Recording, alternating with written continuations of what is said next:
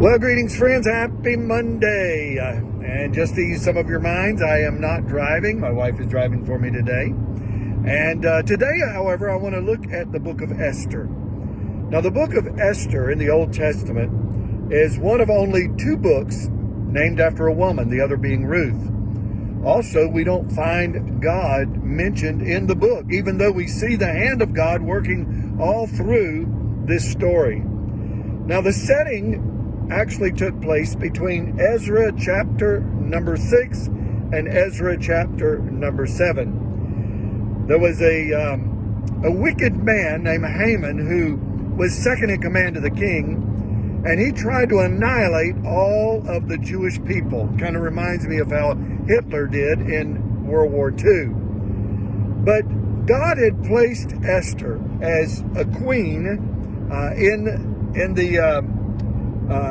the position to where she would be able to intercede and save the nation of Israel. Now, there is a verse that I want to read to you. It's actually in chapter number 4 and in verse number 14. And Mordecai, Esther's cousin who actually raised her, he mentions to Esther, he said, "And who knows whether you have not come to the kingdom for such a time as this?"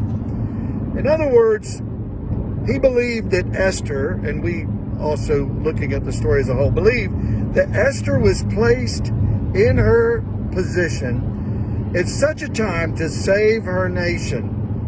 And I want to say that as a believer, I believe all of us are placed in a position for such a time as this.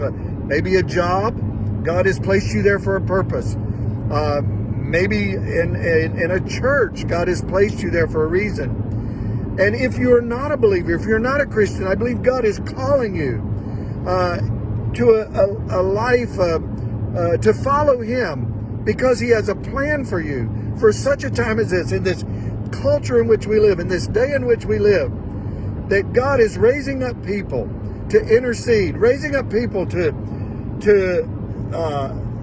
help others when they're hurting and in the pain that they're going through with, for such a time as this. So I want to challenge you. Today in our culture, God is calling each of us, whether you're a believer or not, such a time as this, to follow Him, to be a light, to save and help those around us. God bless you. Look forward to seeing you again tomorrow. Bye-bye.